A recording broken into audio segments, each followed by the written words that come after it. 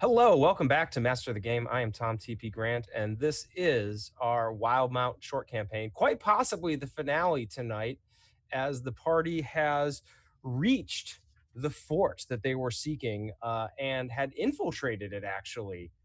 And we're getting ready to make their move to rescue the goblin they were preparing to go after. But before I do an actual recap with the clearly copious notes that I took on everything that happened 2 weeks ago, let's go around, say hello, introduce ourselves, and we're going to start with the person who is right over here for me, Lydia. Hello, everyone. How are we doing? I am Lydia. I'm half our Starmit. I am in the UK time zone, so if I don't make any sense, we're blaming that and not the whiskey. And I am playing Cavellin, who is the best baby. Drow, young-ish, slightly naive, but well-intentioned, and also good at killing. Eventually. Eventually. Maybe. Yeah, so good she's gonna get consecuted. That's the plan. I now realize I was looking at the wrong screen when I pointed, so we're going to continue in this direction over here, past Lydia, over to Steve. Hello, I am Steve. I will be playing Grintha of the Barbed Fields, a very tall, very, let's face it, goth, orcish sorcerer who is trying very, very hard to seem cool because she's never been in a position like this before. So she's trying to uphold her orcish legacy of extraness. Outstanding. And now the one direction I can't mess up, regardless of everything, we're going to go down to Chai. Chai, how are you? Hi, I'm Chai. I am going to be playing Zakari. I forgot my character's name for a second there. It's been over a week. Like, yeah. It's been a day, and there's vodka, and she's got a name. It's something. But yeah, Zakari, the blood hunter who just wants to be a leader fighter person, and grew up getting the shit kicked out of her, and she's like, fuck you, I'll go learn some blood magic and then I will beat you, because that is the way you solve all your problems. Blood magic, naturally. Blood magic. Yeah. That's just how you do. So yeah, we're gonna have some fun tonight. Outstanding. Vivi. Hi, I'm Vivacia, or Vivi, and I'll be playing Pebble, the Earth Kanazi Ranger, who is kind of just floating around in this beautiful marshy swamp that she loves. And she's kind of warming up to Best Baby and all the others, even though, they're asking a lot of questions and she's kind of used to being by herself. But yeah, let's see if we can rescue this goblin lady today. Outstanding. And finally, Laura. Hi, I'm a goblin lady, but not that goblin lady. I'm a different goblin lady. And I am a Ort, and she is a cleric of the Luxon. Excellent. And is really looking forward to blinding someone if she ever actually gets attacked. Yeah, because you're a light cleric, right? Yeah. Yeah, you have that really annoying warding flare or whatever it's called. Yeah, no, absolutely. That. I wouldn't know anything about those. I'm really looking forward to using it. Yeah, well, should I ever get attacked by someone? I have a weird feeling Lydia will enjoy my frustration when it makes my attacks miss. One of these days I will kill you successfully. Not just your emotions with your god being disappointed. I think it was better that I lived through that. It hurt more. So maybe today I will remember my blood curse. I have not used because I never remember I have curse. The curse of the new character. The thing is, this is the third blood hunter I've played. Oh, but I still just do not remember that it exists because I took a different one than what I normally do. As a slight tangent, I think both Laura and I, as Age of Sigmar players playing that game, like, understand the feeling of you play like a 5-hour game, you go to bed, and like an hour later you snap awake like, I forgot a rule. Like that is just the nature of playing that game. Yeah. Yeah, my big one is you're like, wait, I forgot to use my artifact. For the entire game, I forgot to use my artifact. What just happened? Yeah. So, this game came together as we are all members of the Encounter Roleplay and many of us are also members of the Master of the Game Discord. So please join those Discords. We put these games together through those Discords. These are community games. We all actually like enjoy each other's company, enjoy playing together, and just do it for fun, especially since we're all shut inside right now. What else should we do? So we have been trying out the adventure in the new Wildemount book put out by Wizards of the Coast. We have been doing the Zorhas adventure.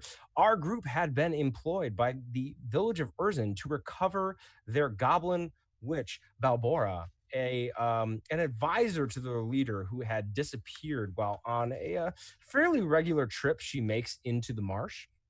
The party has journeyed across the marsh, braving many dangers, including weird vines that attacked you. You guys encountered a group of rather nasty lizard folk. You also ran across a group of Dwendalian soldiers who you guys brutally massacred, except for one of them, who the rookie who you guys turned loose after he just too adorable and too pathetic to be a threat. And also encountered a wandering horizon-back turtle who keyed you guys into the fact that the goblin you seek was at Fort Venture, the Dwendalian Empire's stronghold at the choke point of this region, and that the leader there, you also gained this from some of the guards, that the leader of this group, there is something dark and twisted about him. There's something wrong about him, and that some things were escalating at the fort, and that things were soon going to come to a point of no return, though it wasn't clear what was meant by that. You guys made a very direct path to the fort after that, snuck in over the wall, snuck through the garrison's tenting as it was late at night, and made your way into what appeared to be the mess hall. And when you made when you made your way through the doors, I should say, of the mess hall, is when we called our session. So we pick up with the group moving in, thanks to the Pass Without a Trace spell that Pebble had cast, sneakily through the doors into a very large space with 3 massive tables, chairs lining them, mostly empty, but a few seats filled with men, women, all human, eating, drinking, clearly off duty, only about like under maybe 4 of them sitting far across the room, not paying you any mind at the moment. And on the far wall, you can see a set of doors, shut at the moment. And that's where we find ourselves as we as we come back in. Yeah, So, if I remember right, we had decided that Pebble would use disguise self to disguise herself as one of the soldiers we took out, but not the main dude and not the rookie. And that we would like just walk through like I was bringing prisoners. Mm-hmm. Oh, yeah. Yes, that is correct. The old I Han think- Solo play. Yeah. Yeah. So that I was taking them as new toys Mm-hmm. for that mean leaders whose name I totally remember because I'm totally keeping notes. We all are. We're all keeping the most studious notes. And where is it? It's Pelnos, I believe. But let me double check that. So you are preparing yourself a fake group of prisoners. So have you already? I don't remember. Had you already cast the spell? Yeah, I think we cast the spell outside and we used like some of the rope that the others had to just like fake loop it. That's right. The Pass Without Trace was to get over the wall. Yes, to get my bad. inside, and then we had this whole discussion outside what we were gonna do, and I remembered that Pebble has a spell that might be nice since we leveled up. Thank you very much for letting us level up. Hey, I want to get those cool subclasses rolling before we really Yeah, kick this in. so and then she turned into a Gloomstalker, and disguise self is one of the Gloomstalker spells. yeah. By the way, I really hope Ort isn't in front of Grentha, because I get the feeling she might be off the ground a little bit. So the commander's name is Inquisitor Parson Pelnost. Parson and you've Palmast. heard he has violent and eccentric tastes. That you guys heard that some of the soldiers talking that he's not precisely the most popular guy as a leader, but as long as he has members of the enemy to occupy himself, his darker tastes don't turn towards his own men. So you are making your way across here looking for Palmast? Yes, we're heading towards that back door and kind of Okay.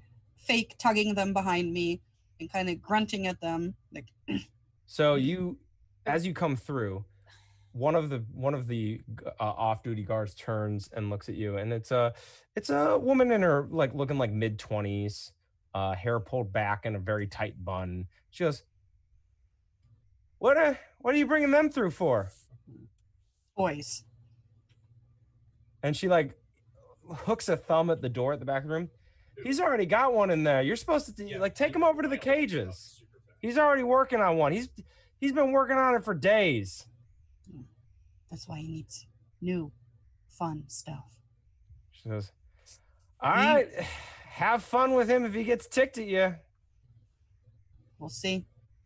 And she just turns back, and they all go back, and you can see that they're playing cards. So you make your way back to the door. I'm gonna, before we get into the door, it looks like on my character sheet I've cast a level 2 spell. I believe that was aid. There should be 3 people in our group who have aid. You can indicate. Yeah. I don't remember which 3 people those were, but I want to make sure that whoever they were, and it's probably my 3 melee people and not my sorcerer, but I want to make sure they have a note of that. I did actually make a note of that in the notes. Awesome. I forgot that it was there until you mentioned it. No, I was like, I need to make the notes. Oh yeah, totally. You guys are taking notes?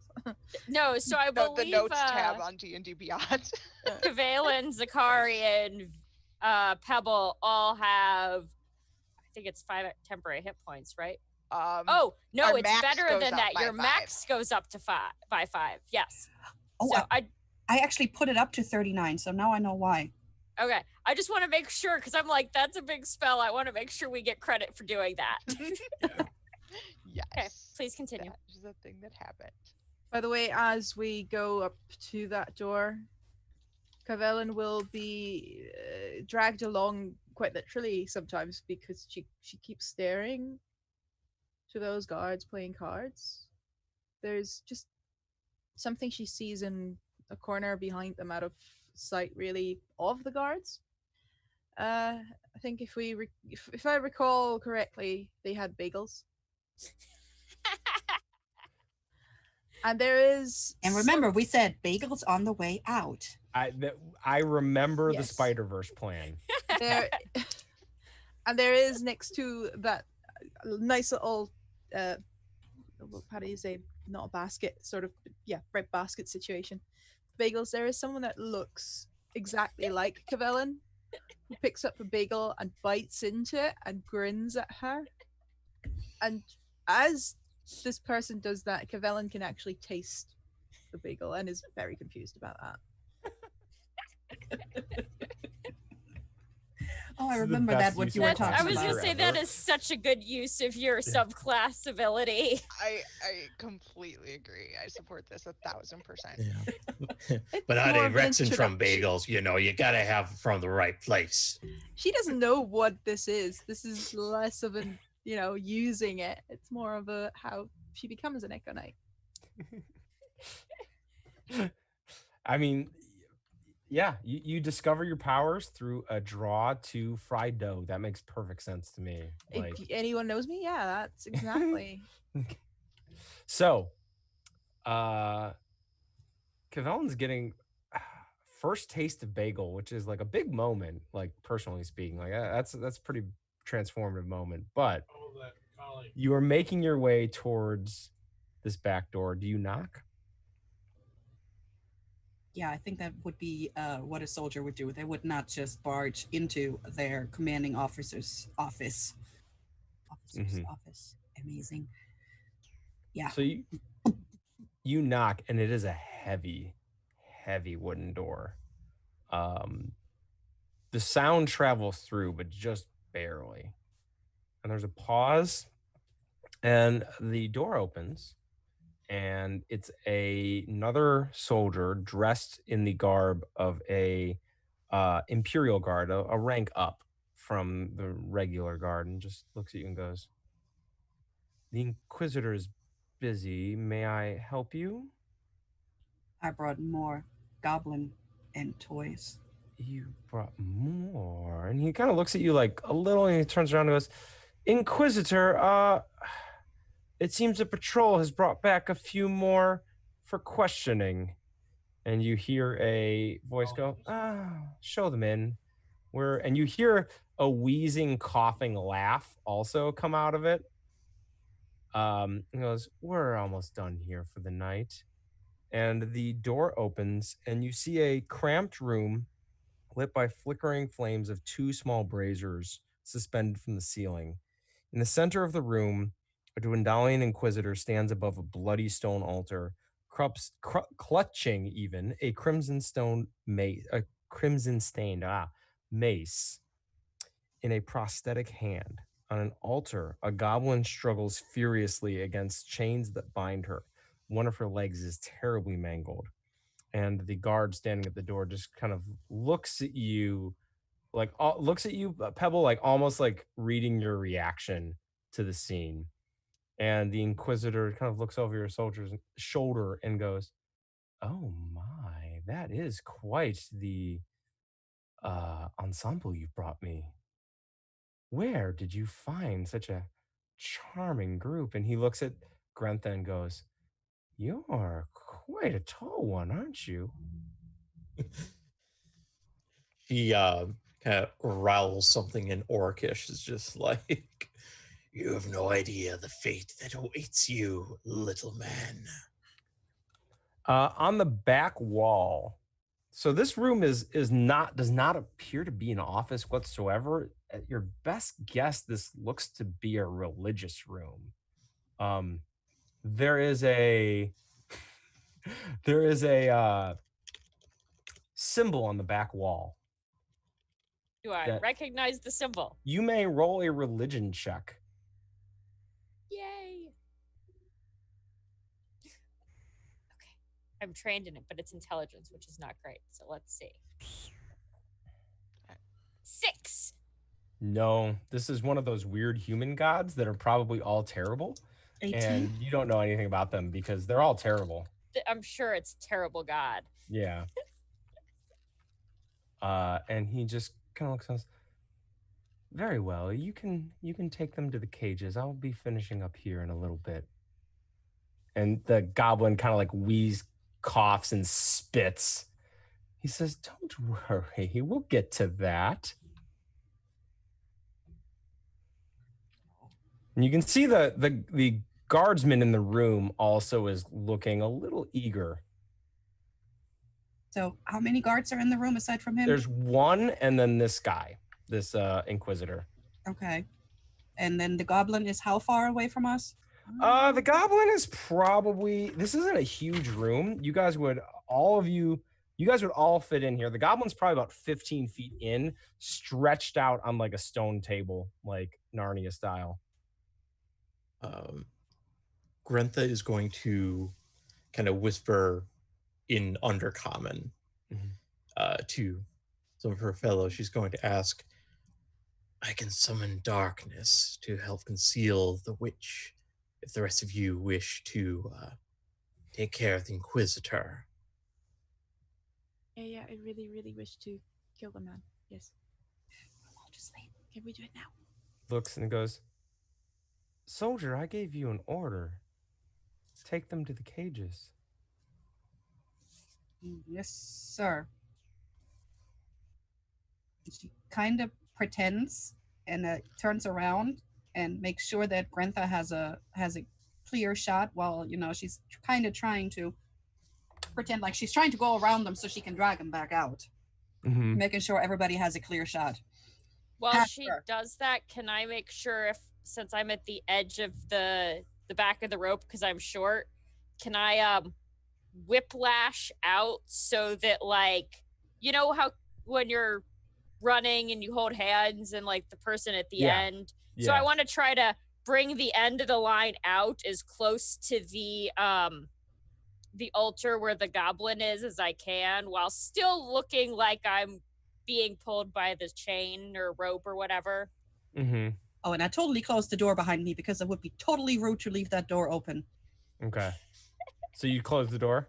The door was closed after we came in because it would be so you guys all came in. So you're all standing in the room? Yeah, she pulled us all in. Gotcha, so he gotcha, could gotcha. see and shut the door because that also would be rude and it's nobody else's toys, right? You see the Inquisitor's eyes have stayed on you, and you see him, looks like he's reading you a bit. Who, me? Yeah. Nothing to read. Nothing to read at all. Just a soldier doing her job. Would you like to roll a deception check? No, I don't, but you know what? I'll do it anyways. 12. Because it's +0. Oh. Yeah. That face. That means he's about to whoop my head off. He says, I think you brought me a little bit more than you're letting on. And his tone changes to a very, very commanding tone as he says to Pebble, stand fast, and I need you to make a wisdom saving throw. Okay. DC 13. 13. 13, you tie it? Yeah, so you make the save. Yeah, I'm like... So you feel a compulsion fall upon you to just stand still and do nothing. And it washes over you, and it takes a significant effort of will, but you shrug it off. But he has already moved past you as he did this, and he's kind of inspecting the manacles that each of them are in. Are you guys actually tied up, or is it like kind of tied up? Like looped around. Looped around. In that moment of... Oh, yeah. Hold on. I mean, I thought it was actually tied up, but tied up badly. To make sure we can break free, pretty much. Right, in a quick release way, but it is actually tied. And that moment of silence where... Yeah, it's tied, just not tied by like a scalpel. Hold on, everybody. Okay, right. Got it. A moment of silence where there's Pebbles struggling with that wisdom check and dude inspecting the manacles. I think you just hear this tiny little voice from the back going, can we kill him now? And with that... I was going to say, on Grentha's signal. Yeah, so Grentha just kind of like flicks the binds off, just goes, Lataro Gar! And casts darkness. All right, let's darkness goes off and let us roll initiative. And that's with sorcery points, by the way. Excellent. Ooh. And with sorcery points to invoke the World of Warcraft casting. And as he did that, I want to hex him. Okay, well, all right, you can go ahead and hex. You're hexing the Inquisitor? Yes. Okay. Is there a save associated with hex or no? Nope. I don't think there is. No. I just curse him, and he's cursed. I've never actually played Warlock. I have not either. Yeah, never actually had access to hex. Hex is great, and though just be careful. The ability you hex is not applicable on saves, but only on skill checks. So in combat, the best thing would be strength because grappling or dex. All right, so go ahead and type your initiatives into chat. I see a few of them. Wow, we got some high numbers. I have bad news for you guys. He rolled a natural 20 on his. So did I. Oh, excellent. Outstanding. I only have +1 in dex. All right. And how many of us are in the darkness? It's a darkness spell would cover this whole room. Okay. Yeah. So the entire room is plunged into magical darkness. And it's on. Cavellin, you were up first. Can you see in the dark, Cavellin? I don't think I can. Magical darkness. Magical darkness is not with the dark vision and shit. You can't see through it. Yeah. No, you can't see through darkness with magical darkness with dark vision. So no one can see. No one can see. Except for Grentha, because she cast it using Because she cast sorcery it. points. How are you wanting to do this? Because sometimes you can't attack at all because you might hit someone else, or with I'm gonna go with advantage you generally know where he was. You can move forward and make an attack with disadvantage.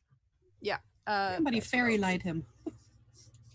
I mean, I could do it, but I would also get us. Yeah, Yeah. that sucks.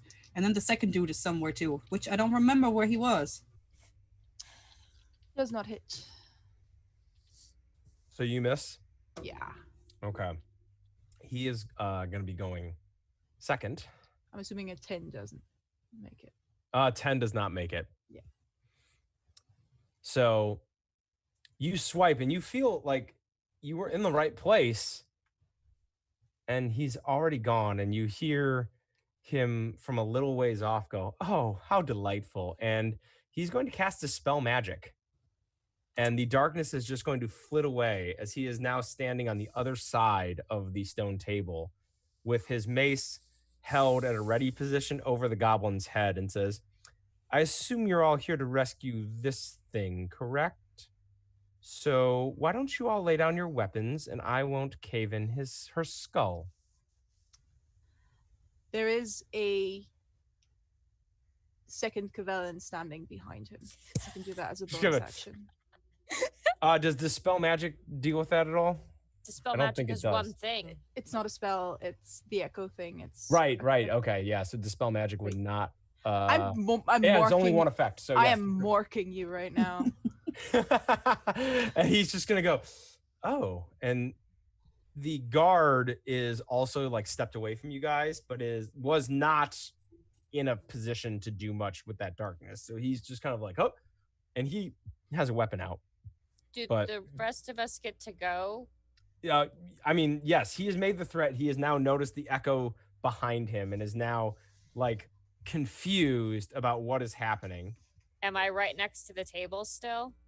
Yes. Can I grab the goblin? The goblin is chained down currently. Can I touch her? Yes, you may. I'm gonna cast Cure Wounds All right. just at Smart. first level. Mm-hmm. Let's give her a little buffer. That's not great. It's only a 7. Okay. So 7 points into the goblin. Yeah. And the he doesn't react when you do that. Okay. Mm. But that's fine. I'm just giving her a little buffer. I didn't make an aggressive thing. I'm just Mm-hmm. Touching her. touching her. Yeah. He doesn't. He just kind of looks a little amused. Okay. Up next after that would be probably Grentha. Okay.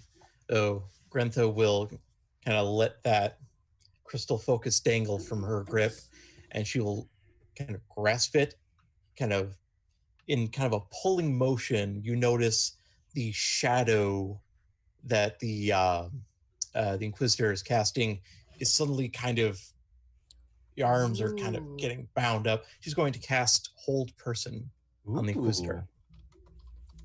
So All right. that- What is your save value? That is a Wisdom 13 saving throw. All right. You rolled a natural 1. So you see he's holding the mace in a prosthetic hand, and you see that arm just and like come down to his side, and he looks at you, and you see actual emotion come into his eyes for the first time, and it's anger, and he turns to the guard and says, "Kill them." He's paralyzed. Get him! So it is now Pebble's turn. All right. And since Pebble has now turned. No, isn't it Cavellan's turn? I'm sorry, I'm getting lost in the ACs and the I would yeah, just- no, Cavellan went first. But Yeah. first, sorry, no, you're right. That was That's an Pebble's AC. I'm Yeah, I know. It's a lot of numbers. However, so she's a Gloomstalker now, so she actually is a Dread Ambusher, which means, at the first turn of every combat, she actually gets 10 feet of extra walking speed, and I can use an additional weapon attack Excellent. on him. So how far away is he from me? Is anything in the way? He's around the table. The you could get around the table pretty easily. That would be It'll be like 15 feet of movement to just around. It's a big table, but it's not undoable. All right, and he's basically grappled, right? So Mhm. he can't turn around either. Yeah, you get advantage on swings at him right now. All right. So I'm just gonna go straight up behind him, and I think I'm gonna use my bonus action to do Hunter's Mark. All right. Double check that. Okay. So okay, and that's an extra 1d6, right? Trying to get all of this straight. So if I now use both of my short swords, is that or can I not use Hunter's Mark and the second short sword? You can't use Hunter's Mark and the extra and the extra short offhand sword in the same turn. Yeah. Because I'm like that's both bonus action. Okay, Yeah. so it is one short sword, Mm-hmm. and then I use the Dread Ambusher to make a second weapon attack, Mm-hmm. and then that gets plus 1d6 because of Hunter's Mark. Correct. I am learning here. Haha. Right, let's see. Okay. So that is the short sword, and that is 15. 15 to hit. That definitely hits. Okay, and that is a D. By the way, if any melee attacks hit, they are auto crits. Oh, because he's restrained? Well, because he's paralyzed. Oh, yeah, because So, all right. So you crit away. Okay. Mm-hmm. So does that mean I roll more damage? Yeah, you roll double dice. Oh my God. But the plus is only once, right? Because it's 1d6 plus 3. Mm-hmm. So it is 6. And one that's 7 plus the extra d6. That is 12 for 12 the first damage? one. Excellent. And I'll auto crit again for the second one, right? Mhm. That's what he said. All right. That is 5 and 1d plus 1d 10 plus 3. That's 13. 13 damage or 13 to hit? Was that a hit roll or a damage roll? That was. Why did I do the hit roll first? All right. The other one is 14 plus, what is it? 5. So that's a 19. 19 to hit? Yeah. 19 to hit. And Yeah, that definitely hits. 13 damage for the second one. Excellent. You come up and just like huge gouts into his face. Because screw this guy. Trying to make me stand still. Yeah. Excellent. So now it would be Zakari's turn. Okay. There's that other guard in the room who froze up on this first turn. Yeah, he's fine. Zakari is going to just pull her wrists apart so the rope drops, and she's gonna pull out her rapier, but she's gonna like grab the blade as she does so, and just like drip blood down the blade to activate her Crimson Right. Ooh, and for once I didn't roll max damage to myself. Nice. So that's good. That is good. And so I'm gonna activate my Crimson Right, and then I'd be like, the way you like to play just isn't quite as scary as you might think it is. And I'm gonna attack it. Mess him up. 15 to hit. 15 hits. Okay. Oh, and this one too.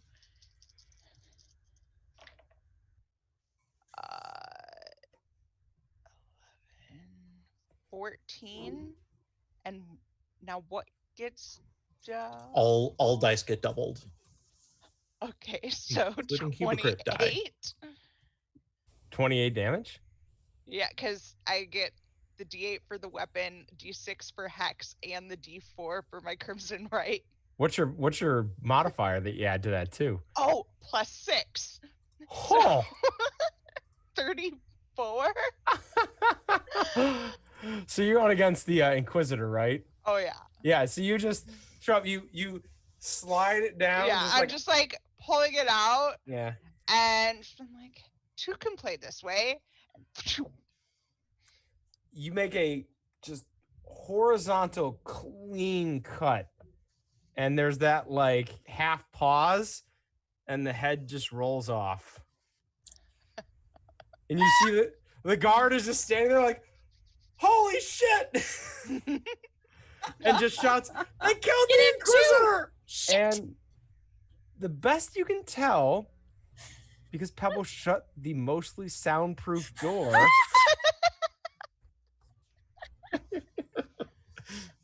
that you guys are good. So now it's the guard's turn.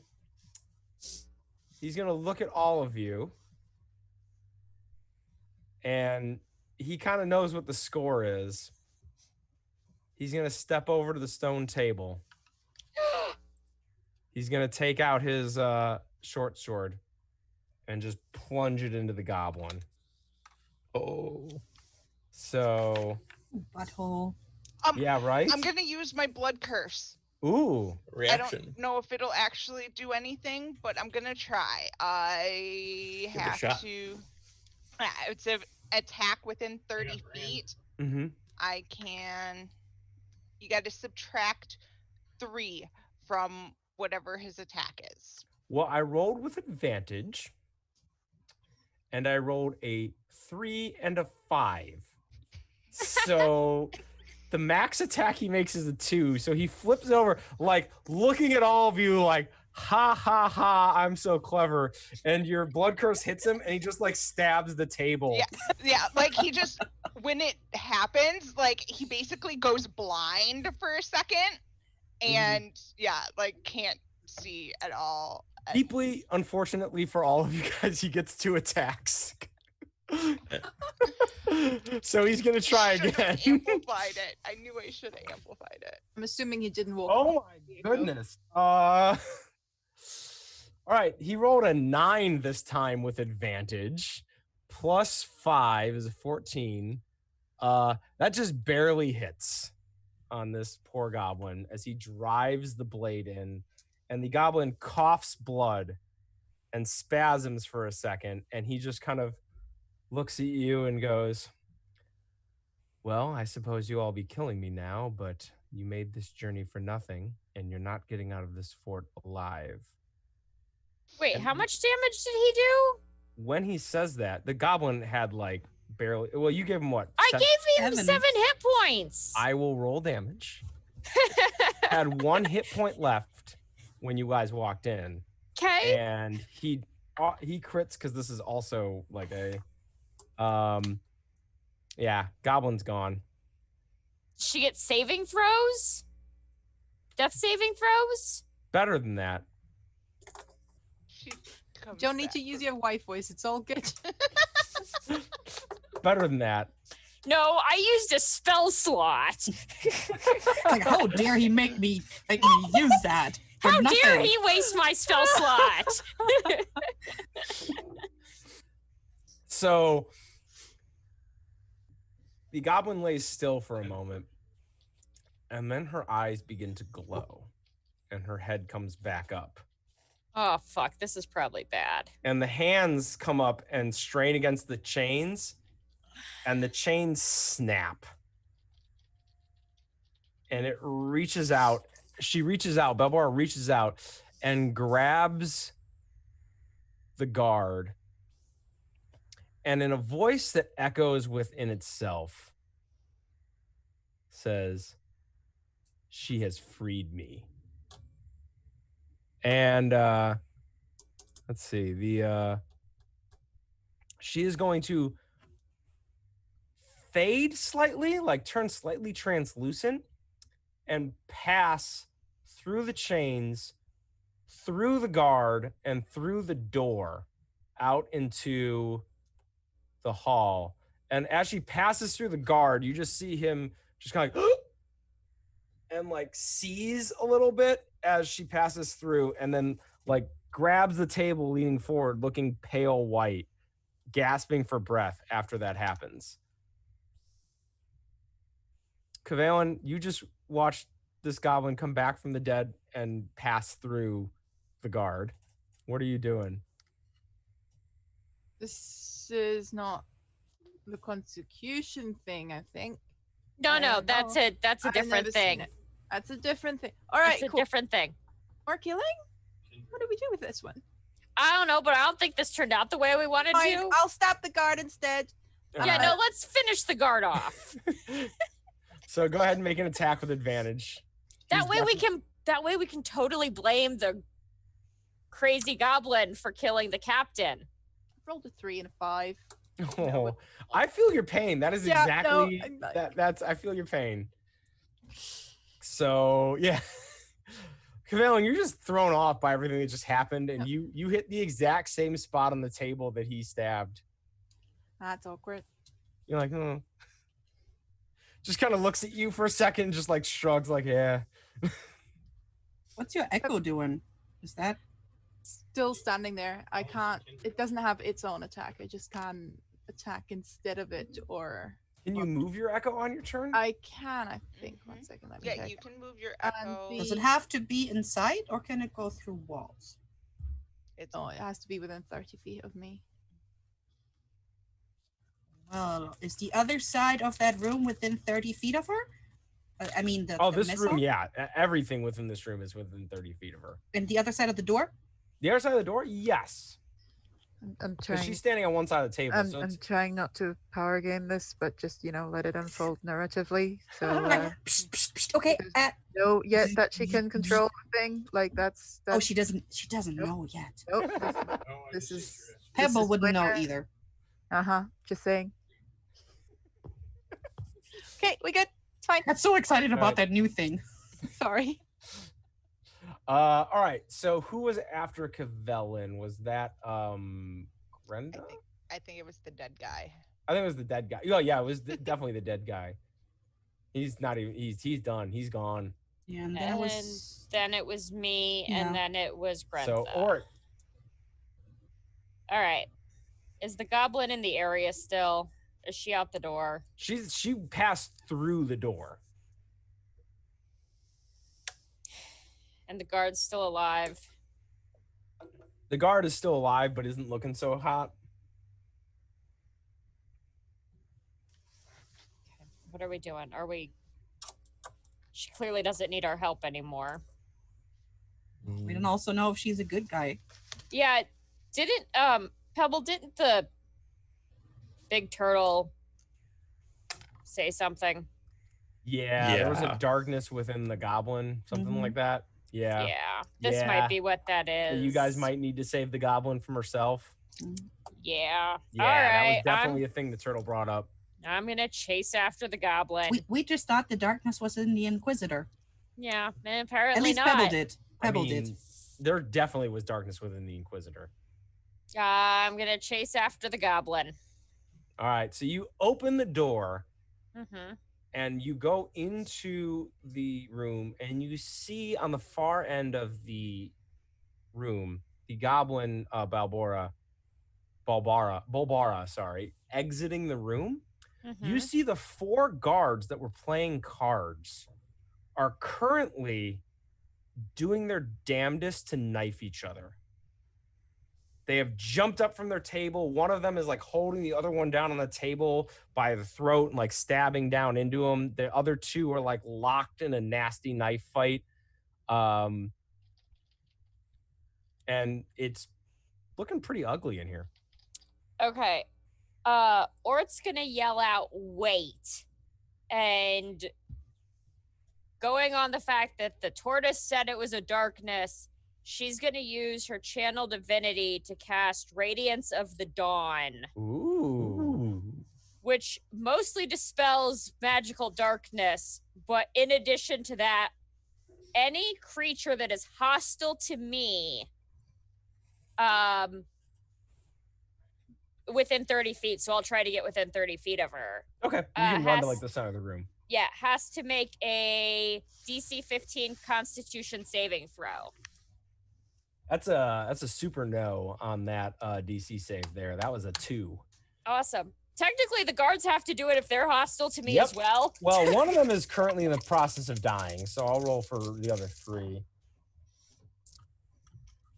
I rolled an 18, a 3, and a 1. Ooh. So Excellent. we'll say the one who's stabbing the other one is gonna make it, and the other 2 who are fighting are gonna get hit with this. Okay, you want damage on each of them individually or Nah, all just together? roll 1 damage. Okay, so damn. Okay, so everyone who failed is going to take 22 radiant damage. Oh, ooh. And the person who succeeded is going to take half of that. So 11 radiant damage. It wasn't quite max, but it was 1 away. We were real close. Just We're whooping butt today. how much? 22? 22. And really hoping that the darkness and the radiance has a thing. Well, so the guards get blown. All right, so I'm assuming you're doing this through your shiny new Luxon. No, this is through the DIY Luxon. I gave the new Luxon to Kevellin as a necklace. Right. So you hold up your little like hot glue and glass bottle pieces Luxon up, and light. It's pretty. Bursts from it. The guards are physically thrown across the room, and like sit there, holding their heads, shaking their heads, not sure, like looking unclear what just happened. You see Bulbara shudder and turn back and glare at you with the glowing eyes and says, "This one does not fear the light." Oh, are you sure? Because it seems like you might, and maybe it's pretty powerful, and you should definitely come over here and tell me that yourself. Looks slightly confused, like, yeah, I'm sure. And like, it's still that like self-echoey voice, but like, just like, I don't know. You seemed a little scared. Maybe you should come back in here and prove it to me. well, we'll get to that. Just mostly trying to keep her from going outside and wreaking havoc. Come back me up, guys. So up next is Grentha. Okay, Grentha will follow Ort out into the cafeteria, I suppose. Boy, on the one hand, she wants to cast sleep on the guards so that they at least will like stay out of the fighting, or you know what? We're going to take a chance and roll the die. She's going to try and cast Hold Person again on the goblin. Mm-hmm. All right. What's the saving throw on that? As a Wisdom DC 13 saving throw. All right. Wisdom saving throws on... Oh, I missed that. Okay, that's cool. Yeah, she rolled... she actually did roll a critical 20. And you hear in your head a dark chuckle when you try to do this. Okay. Oh, she hasn't killed anybody yet, so she doesn't get that, but soon. All right. So she'll at least try to like get in between her and the other guards. Okay, so you move and interpose yourself. The guards seem to be like coming back to themselves. One of them is looking at the one that the body of the one that was stabbed on the table has flew over there, and one of them is looking at them in horror, like trying to figure out what happened. Do you have a bonus action that you want to use? I don't think I have much in the way of bonus actions. Nothing I can really use. Can I at least like say to the guards, it's like, leave this place. Take as many of your like giving you like the yeah, we're out of here kind of look. Yeah. I believe it is now Pebble's turn. Right. So I am where the Inquisitor fell. And how far away am I from the guard that's just barely holding on? Oh, you're like almost right next to him at this point. All right. I wanna use my bonus action to transfer my hunter's mark Mhm. to him, and then attack him with my short sword. Okay. That is hold up. A 12. 12 on this guy, I think. Does not hit. Okay. And then Oh, it does, no, Hunter's Mark's extra damage, not more damage. Yeah, it's right? Oh, extra- you get it's- advantage. You get advantage because he's all I got like, advantage. yeah, Ooh. he's Ooh. all doubled up on the table. Oh, you know what? That better because that is 22. Yeah, it definitely hits. Well, I mean, I'm still All right, so that is 1d6. So that is an 8, and the extra d6, that's 11 damage. So you stride around the table, and he just looks at you and goes, "Zorhasian scum," and you just drive it right into him and boot him down. He's gone. Kick him off my short sword. Yeah. Dart. Well, at least he Mean. didn't call us cricks. Butthead. Right, and I still got a little bit of movement left, right? Yeah, you can run out into the room if you want to. Yes, run out into You see Grentha like standing before a bunch of very confused the confused looking card players, and Ort standing in the middle of the room glowing, like staring down this other goblin who also seems to have like this almost like purplish flame starting to erupt from her. Yeah. While I'm running, I still look like one of them. I'm running home place like, the Inquisitor is dead. Run for your life. You see the guards are just like we needed more reason. Zakari, you have just you decapitated the creepy SOB. I did. And then was stuff got amazing. really weird. And yeah, then stuff got weird. I was not expecting the weird. I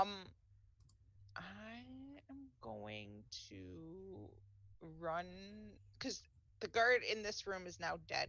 He's dead. Pebble took care of him. I'm going to run out and bonus action. I want to transfer my hex to the goblin ghosty Nice. chick. And I am going. Can I get up to her or no? You can get out to her like about where Ort is in the center of the room. But not into like melee range. No, you won't be able to get Okay. in melee range this turn because she had a thing that gave her like some extra movement. I figured. All the other guards, you said that like they were kind of fighting. Are they like clustered? So they were fighting each other, but when the radiance hit them, they seemed to come back to themselves, and they're just kind of like when it's their turn, they look like they're bugging the hell out of here. Except for the dead one. The dead one is dead. The dead one's not going to like pull a goblin. I mean, you're just gonna have to find out on that front, I guess. I guess I am going to. Well, the turtle only warned us about the goblin's darkness, so. Yeah, I'm going to shoot her with my crossbow. All right, fire away. Because I can't get to her to use the other one, so I don't get my extra stuff, but that's going to miss. That's a 10. What'd you say? I couldn't hear you. That misses. That's a 10. Okay. So sorry, I'm like having the barometric pressure switch. Like my ears both need to pop right now really bad, so I'm having trouble hearing stuff. No problem. So now with that, I do believe it is the goblin's turn because we're back to the top of the round. So Bulbara, what's up? Do the thing. How many allies can I? Yeah, I'm gonna. No, it's probably still gonna miss.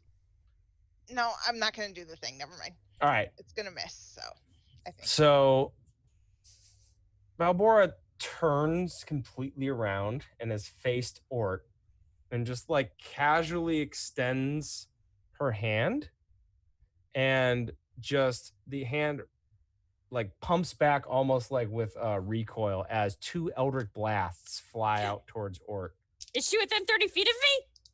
She is. She has disadvantage. Warding flare.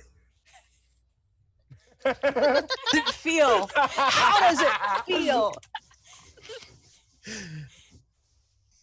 I rolled a 3 on that one, and then a 5. So before just and both of them go into the ceiling. I have been waiting the entire game to do that. I can do it 5 times a day, and I have not had a chance yet. In one set of rolls, we made both Laura and Lydia very happy. So you have the 2 blasts go into the ceiling, and like pieces of thatch and wood start raining down from the ceiling, slightly burning, and still glowing, still standing there, and just kind of starts drifting towards you. Not particularly fast, but it's now within like 10 feet of you guys, as it's just kind of floating forwards, not even touching the ground anymore. Kavelin. The echo, because at this point I've got nothing in front of me. Everyone killed things I couldn't kill. Yeah, So except the that echo- weird religious symbol. Oh, is that giving a weird sort of glowy situation? It's just that's all that's in there now. There's yeah. the weird bloody table and the weird religious symbol. Okay. No, I was like, is the DM throwing me a hook? Anyway, so the echo is sort of nonchalantly. The echo is much more confident and more almost entertained by the whole situation than actual Kavelin. It's just strolling out the room using those 30 feet movement. Mm-hmm. And a second later, Kavelin's suddenly looking around because she swapped places with that echo and try and howl. Is there something within these 30 feet so that I can hit? So you moved 30 feet out into the room. No, you are now next to Zakari and Ort, and about 10 feet away from this goblin. Oh. Then I will just use an action surge, use my full action to get there, and then action surge and hit the thing. All right, so you move up and now go to town. No advantage, right? Nobody cast anything. No. It is a 10 plus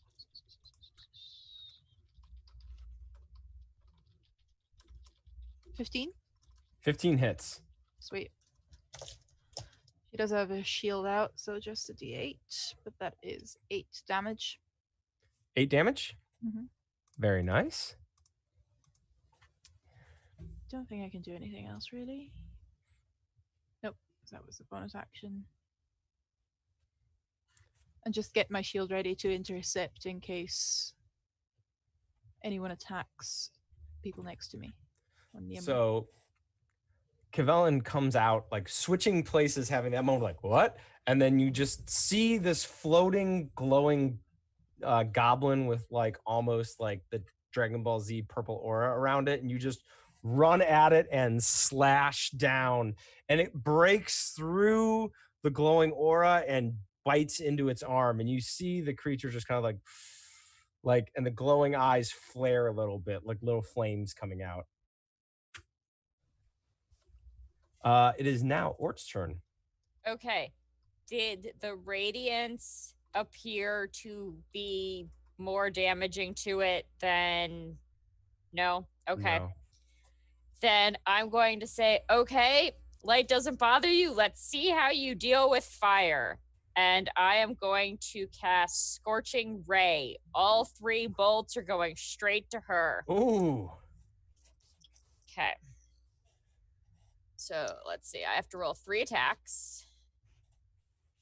All right. The first one is a 20 to hit, a dirty 20. Dirty 20 definitely hits. Let's see. Second one Second one is only an 11. 11 does not. Sorry. Okay. And the third one is an 18. 18 definitely hits. Okay, so 2 out of 3 isn't bad. Each of them are 2d6. So that's going to be 9 damage for the first bolt. All right. And 8 damage for the second. Nice. Scorching ray. So the blasts burn into it, and you see damage occurring. And you see the flares in the eyes again, but you don't see pain reactions the way you would expect. And it will now be, I believe, Grentha's turn, except Balboa is going to use legendary actions. How many of you all are standing next to each other again? 3. Yeah. So in a 15-foot radius, I need all of you to make a, let me check what kind of saving throw this is. I need all of you to make a wisdom saving throw of 12. Yeah, I know. So Kavalin, you will be caught in this as well. So I believe it's I rolled a 19, so 19. Fuck I'm you. on that too. I got a 25 total. I got How a many 4. people can I see that You are can my see allies? all of them. Yeah, you can see all of them. So Hobgoblin shame power. Hobgoblin shame power. That makes it a 14. Oh man. So Pebble, are you the only one that failed? I got a 4. You got 4. I wasn't sure if I was rolling. That's why I was I don't like, think am I in it Pebble's in too? the zone. I don't think I don't Pebble was in the think- zone. No. So it's just Because I wasn't close enough I to don't attack. think yeah. she was So there. it's just a so for most of you, this is the Loki being like, how will they get me when they're so busy fighting you? And then like dink, dink, dink. But Grentha, you are now suffering the confusion spell. Okay. You start your treating as if you were targeted by the confusion spell, which is deeply unfortunate because it is now your turn. Yep. Okay, so Go ahead and roll the d10. okay. So I have it right here on my character sheet. How useful. Fingers crossed for act is normal. Fingers crossed for act is normal. That is a 3. You do not act in your turn as the room begins to spin and you cannot make sense of anything that's happening. And the only thing that appears to be still at the moment is, in fact, Balbora the Goblin is the only thing that seems to be not moving in the room. And it is extremely disorienting to you. Okay. And That even could though be she worse. wasn't looking at you, Yeah. she now appears to be looking directly at you. Okay. So, all right. Sorry about that, but you know, That's all right. I got legendary actions. I'm going to use them. Sorry, not sorry. That's why they're there. That's so now up next is Pebble. Right, so she's about what, 20 feet away? Mm-hmm. All right, so she's gonna use her bonus action to transfer Hunter's Mark over, and Okay. then she's gonna use her longbow. Yeah, and that's a 10. A 10 to attack. As you were you attacking with a sword? No, with my longbow. Oh, you fire your bow, and the goblin like makes a gesture, and the aura seems to just divert the arrow, and it flies past it into like one of the wooden posts of the room. Yeah, and that's all I can do. All right, Zakari.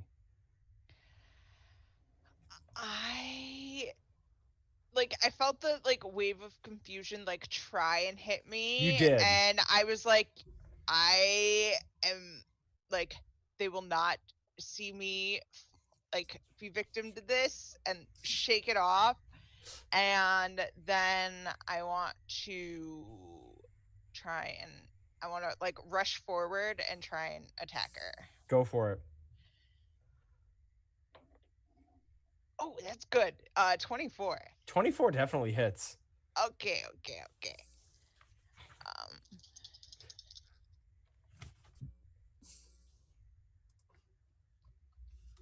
19 damage. 19 damage. Oh man. And I don't know if it matters, but like some of it is lightning, some of it is like weapon damage. So I don't know. If the Does lightning not matters at the all. lightning damage. While you got like a whole Thor thing going on, as you pull back and the blade crackles with lightning, it doesn't seem to do extra damage, but it definitely seems to hurt. Ooty. And oh wait, what is?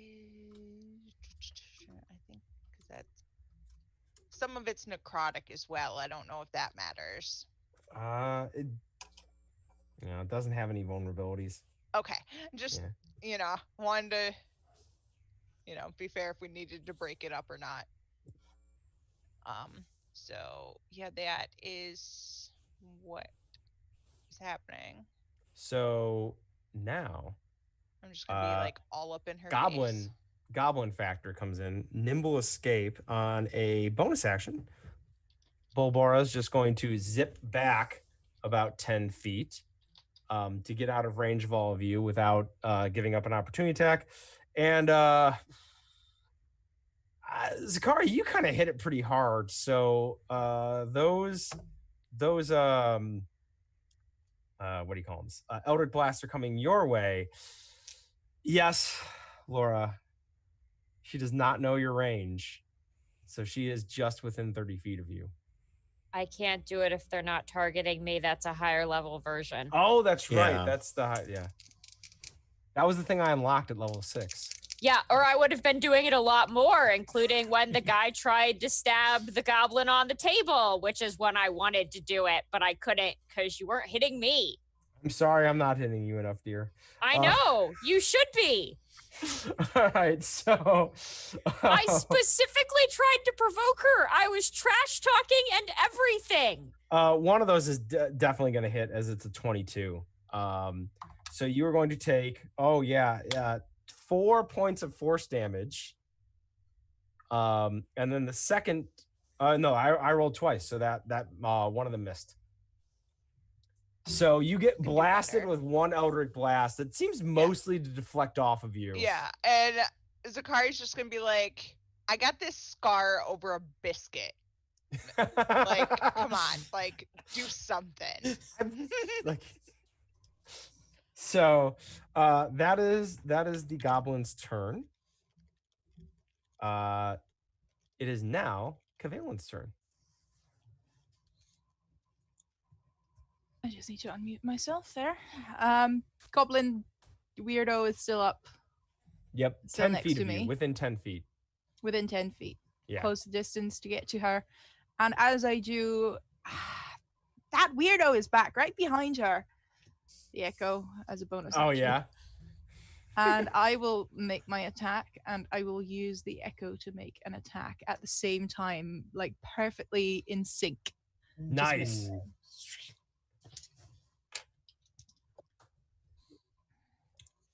That's a 16 and an 18 roll, so I'm assuming both hit. Both hit. It's 10 plus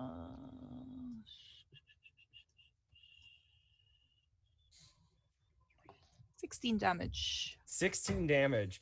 So the echo seems to appear behind the goblin, and there's this half second just, and both of you, like the mirror images of you, pull back, and your blades meet as they pass through, and there's a flash of light and a purple explosion that rocks through the room. You are all knocked back, and then on the floor, not glowing, not anything, is a small goblinoid just kind of panting and breathing and not looking like she's doing particularly well. I'm going to run over to her. I have one last cure wounds left. You use your cure wounds, and her breathing regulates, and her eyes... Hold on, that was max damage. She gets 13 hit points back. Nice. And her eyes flitter open, and there is no glow. And just looks at you, and in a craggy voice say, "Did you kill that Inquisitor fuck?" Yes. I want to point to Zakar. She cut his head off. It was very cool. Yeah. And Hell, she this just kind of like relaxes down. Maybe we could like shrink it and wear it, like put it on a stick or something. Could we do that? Yeah. Oh, we Let's gotta go go back back and and look get for the the head. shiny. Anyways, let's go look for shiny. And the other gods ran away, right? The doors burst, the front doors of this burst open, and you see several Dwendalian soldiers standing there, like all like shields up, swords back, and they all kind of look at you, and they just, what? You all, what? Stand fat. What's happening here? We're just having bagels. Does Does Caveolin have a bagel somehow? I mean, we ran back out into the room that has the bagels. So Yeah. that's where she Leave. went immediately after the fight was up and people started talking. Is that the bread queen? It's funny. I get that a lot. Question, is Grantha still confused, or is that... No, the confusion is cleared.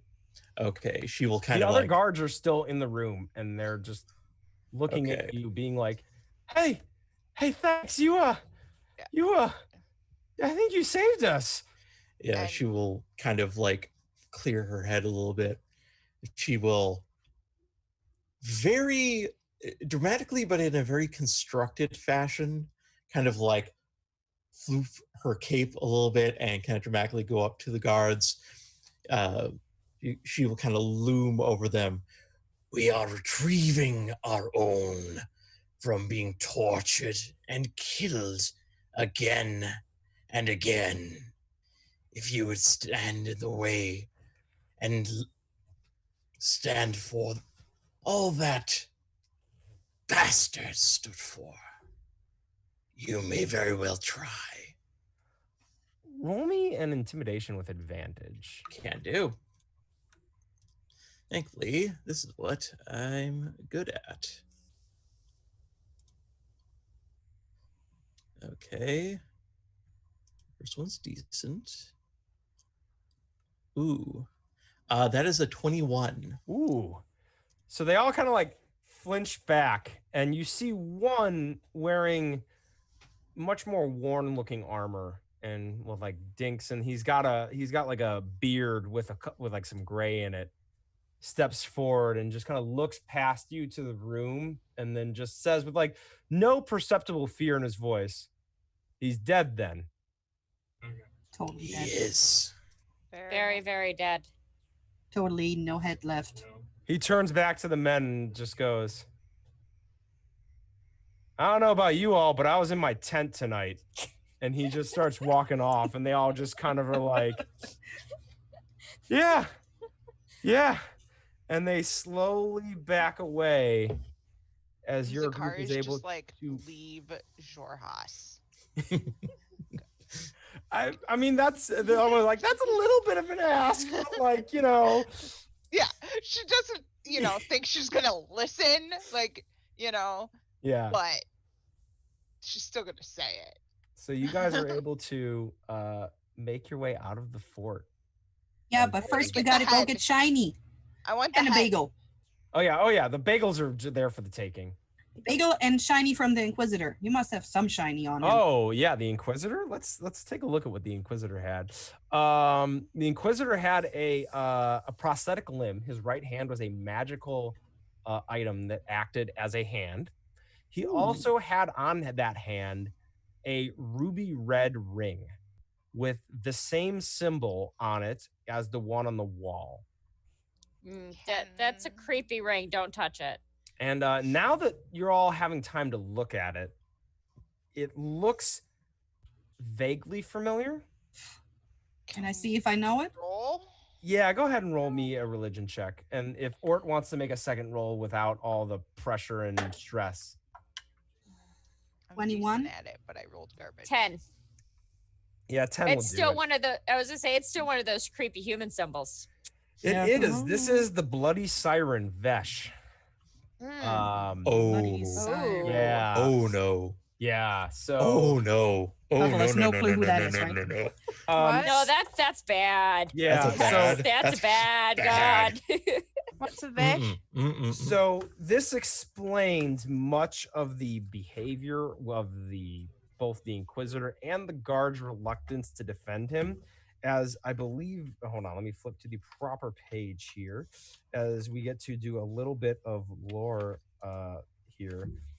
Vesh is a lesser idol of the world, and it is not known whether Vesh is a demigod or a witch, but she walked Exandria for centuries, and her followers are explicitly cruel.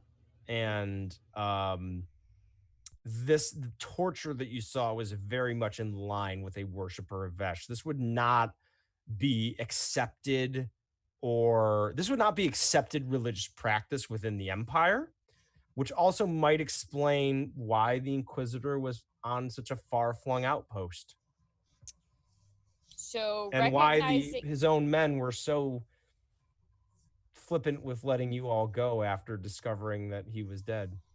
So recognizing the symbol, Ort's going to take her mace, which she has not used this entire campaign, and get to crushing as much of this stone wall so that you can't see the symbol. And she's going to throw in some words of radiance and sacred flame to really, like, wreck crap out of this. The veteran soldier kind of stands and watches your work.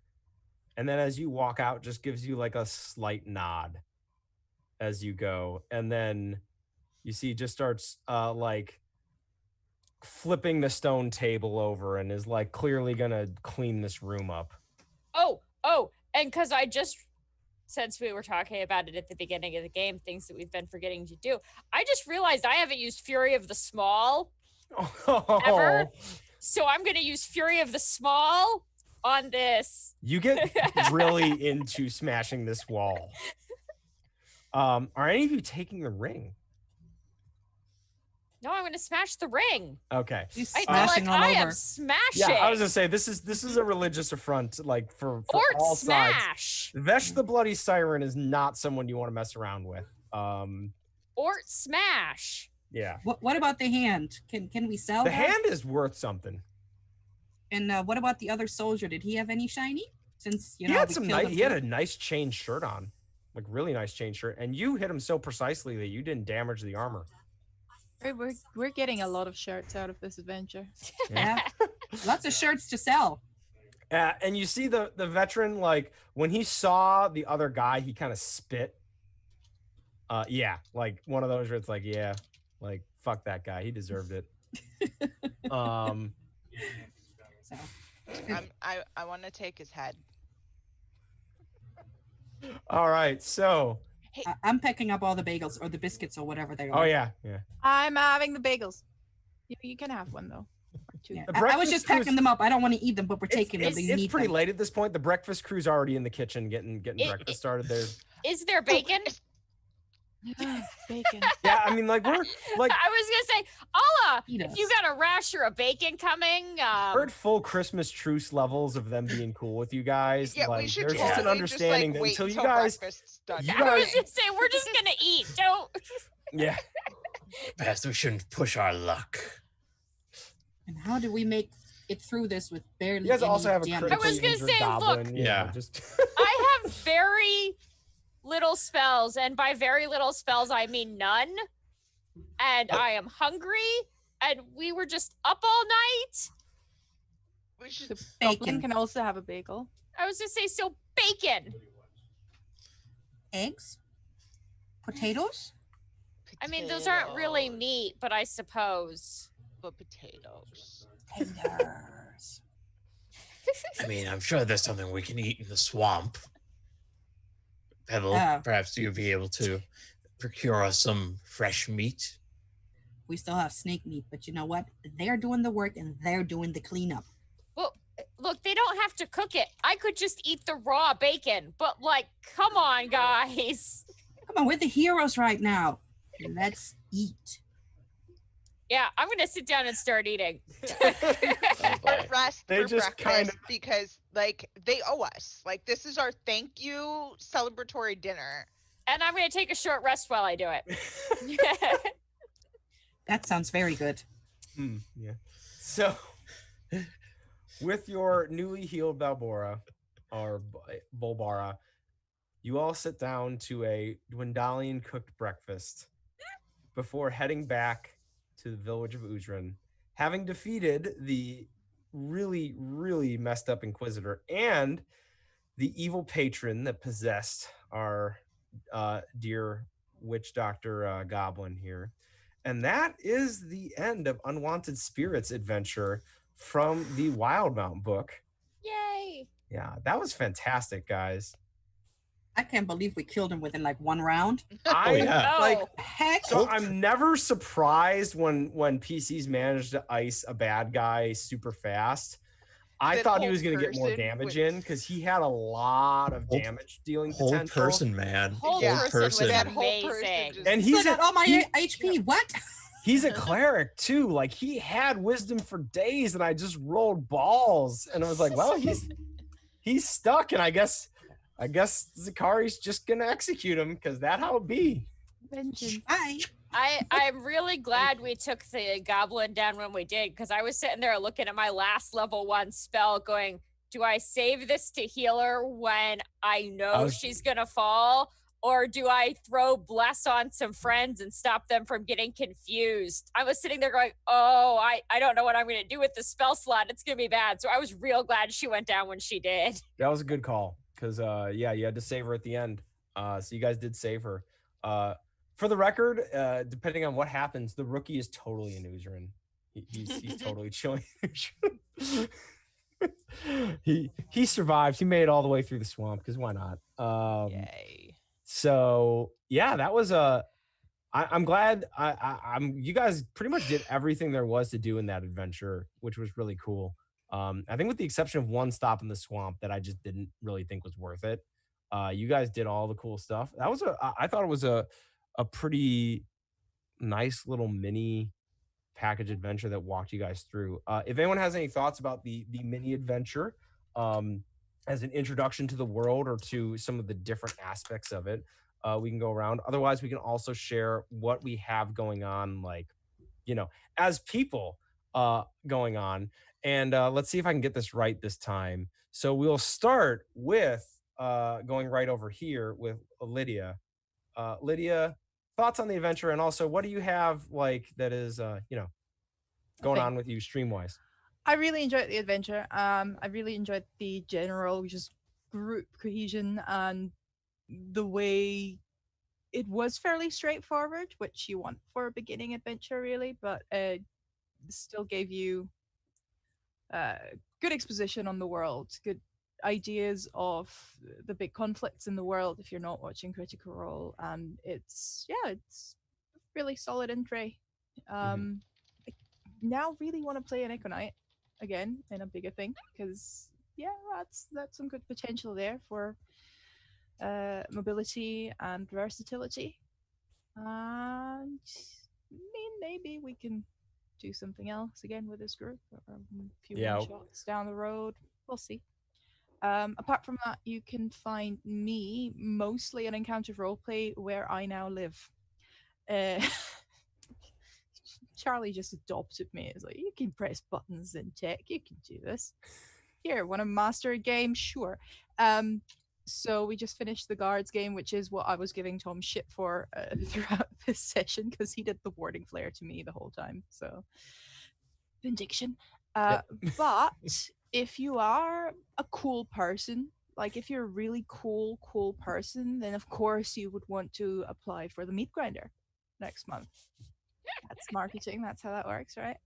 Hey, who's running that meat grinder? I do. Oh, let me quickly. Oh, it's me. Hello. I'm so sleep deprived. This way, yeah. Yeah.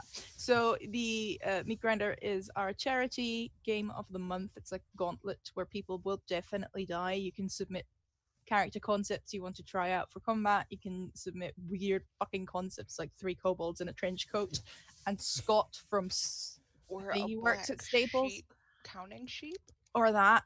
So just things like that are great for meat grinders. We always collect for charity with donations against or for the players, and people. It's an open casting call basically. Also, if you do want to join encounter roleplay games, it's always good to get little clips on camera to send in with applications. So that's what meat grinders are often used for as well. Just go have a look in the Discord. Outstanding. Steve, what do you got going on? All right, so just kind of my general thoughts with the adventure for just a new player, never heard of Critical Role. I thought this was a really good way of introducing kind of the main conflict on the continent of Wildemount between Xhorhas and the Wendalian Empire. As a longtime fan, relatively longtime fan of Critical Role, this was actually really, really fun and explores an area that we simply haven't gotten to in the show. So it was cool to kind of know some of the background lore, but still be surprised at kind of where things went. And the lore drop at the end, Yeah. for those who were fans of Campaign 1, as a good inclusion. Very, very good. And it was fun playing a sorcerer, never had before. And yeah, Chaos Bolt and Hold Person, two very, very good spells. And where you can find me most of the time these days. Sleep, other good spell. So usually you can find me Sunday evenings over on Mimics and Monstrosities, where I play Sifrin von Brandt, a tiefling alchemist artificer. We just got to level 9. We are on the trail of getting Zerial's sword, but things are spiky and barbed and not very fun, as they tend to be in Hell. So we'll see how we all maybe survive, possibly, probably not. Very nice. That should be fun. That's Sunday, right? Yep. Oh, Sunday excellent. evenings. So not too long. Chai, what do you think of the adventure? It was fun. It was nice to see like a bunch of like different types of monsters and stuff that we were fighting. It wasn't like the same thing all the time, and it used like some stuff that doesn't get used a whole lot, which I think was very cool. And yeah, as Steve was saying, like when you know a little bit, like it's nice to like you see what's going on in the background, but this is really good to like introduce everything. Mm-hmm. And yeah, that lore drop from the beginning, that I was like, wait a minute, is that what Yeah. like it took me a second. I'm like, wait, I think, oh, this is good stuff. Yeah. That's Yeah. when I was reading it, I'm like, I need somebody to succeed on a religion check on that. So Yeah, that it was a lot of fun. This group together is hilarious, and I love us so Yeah. much. All about the food. yeah, All this is about the food. Yeah. I'd love to continue on in the yeah, we do an chaos episode of just you adventure. guys eating in Udrin. Yeah, just being there and having like a feast in our honor. Yeah. Because Why not? Yeah. why No. not? Yeah, Uh, of course. Outstanding. You can find me on Twitter at Girly Chai. I lurk in many discords, including Encounter Roleplay. I've been on a few of the meat grinders if you want to check them out. They are a blast. I highly recommend you trying it. And even if you think you're like, I'm too anxious and scared, because I am very anxious and scared, it actually like helps you like get over that, because you're probably not going to live for more than like 10 minutes anyway. So you can do it. You really can. Give it a shot. It's a blast. I very soon will be doing a Dystopia Rising Evolutions little mini arc on Roll the Rolls Twitch channel Sunday morning. I don't have a definitive day we're starting that, but I will definitely tweet it out and post it in places when that happens. gonna be a little post-apocalyptic mutant zombie action. Who doesn't Why love not, right? post-apocalyptic mutant stomping? Totally. All right. And Vivi.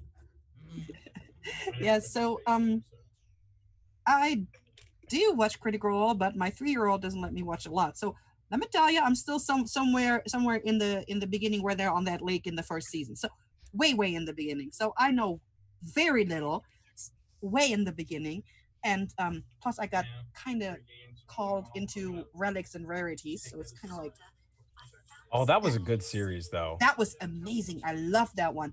Yeah. So it's like, the little time you have, Mm-hmm. plus all the good games that are going on Twitch. So for me, it was really interesting because there was a whole bunch of stuff that I didn't know, and I loved seeing just races that are normally evil.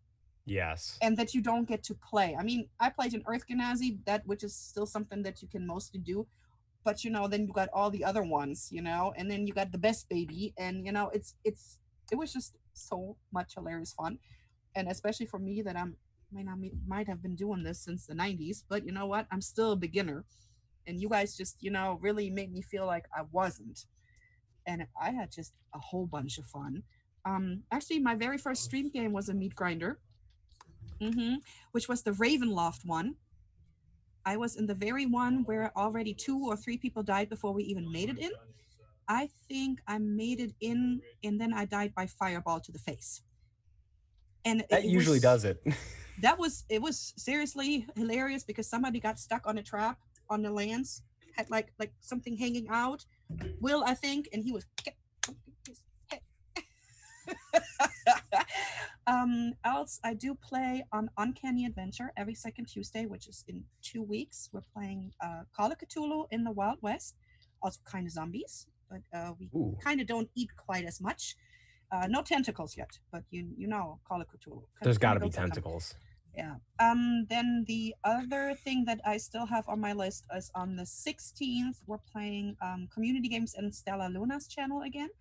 And this time we're going to be mixing. We already did Cats and Catacombs and Dogs in Dungeons and Doggies. Now we're combining them.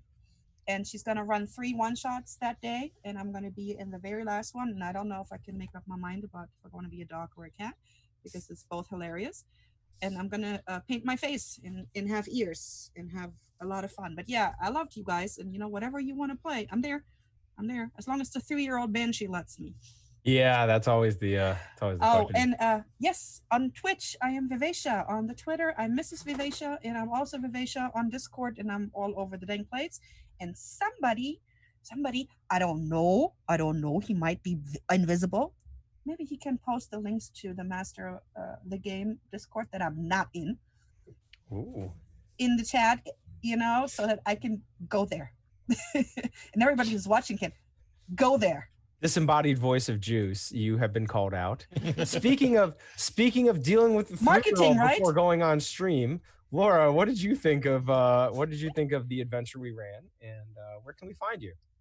Well, I'm going to go ahead and piggyback off of what everybody else said with I had a great time, and I thought this group was just amazing. It was a lot of fun. With the adventure in particular, I really loved how it was a mix of both something that you could pick up and play. You didn't need to know anything about Critical Role. You didn't need to know anything about Wildemount. So it was very much a good learning game. You didn't have to have a lot of that background, which I know a lot of people are a little nervous about when they look at the Wildemount books. They're like, well, what if I don't know what's going on? Am I going to be totally lost? At the same time, there were a lot of really great little Easter eggs for people who do know what's going on. So there was that little extra layer of like, oh, I recognize that reference. I get what's happening. So I thought that was a very good mix. You can find me here on Master the Game Wednesdays when we get everybody together and have the ability to do that, playing the Forgotten Throne. And you can find me on Instagram at Shiny Math Rocks. where I finally got my act together and posted pictures of a finalized dice set today. Because apparently when everybody is home, it actually means there is less time to work on your own projects. I found that to be true also. Yeah. You would think there was more time because you're home, but as it turns out, there's less time because everybody else is also home. I also, as a GM, was very thankful that those dice were drying in the background They because they were. roll like beasts, and Yeah. and the Inquisitor would not have survived the initial round if those had been in play. So I am Tom at TP_Grant on Twitter. If you go on YouTube, Lydia's Guards finale has gone up on YouTube, or is going up on YouTube. Is going to be up on YouTube, I think, on Monday. but Where yeah. my Shepherd book inspired Shepherd Duncan, who did nothing wrong and was perfect in the entire game. Was he though? Also, yeah, totally. And also having just gone on YouTube today, last Friday, my Dark Astral game, where Lydia's oh god, I'm forgetting her name. River Tam inspired character did nothing wrong and stayed with the group and never wandered off once. Only for everyone's benefit. Yeah, exactly. And Losing 2 is like a good overall sort of. Never mind. you can find me here on Wednesdays with Laura and disembodied voice of Juce, who's not currently on here, playing the Forgotten Throne with our friend Paul. Also, next week, Encounter Roleplay is completely off streaming. But after that, on Wednesdays during the day, Lydia and I will both be players in the new Zweihander campaign, which I'm very excited to be a player in Zweihander finally. Extremely excited about that. Gala of the Damned, run by Gabe James Games, who is the one who designed the character modification system that we used for this campaign, using class-based attribute bonuses instead of racially based attribute bonuses. It's a really cool system. He's posted it all on Twitter at Gabe James Games. Go check it out. But other than that, thank you so much for watching. Thank you for sticking with us this far through the video. We will be talking, because I think this group needs to stick together and play. We'll make a determination. There will be no game next week. We'll make a determination on whether we're continuing these characters or starting new characters in the interim. But until then, thank you so much for watching. Have a good night, and bye. Bye-bye.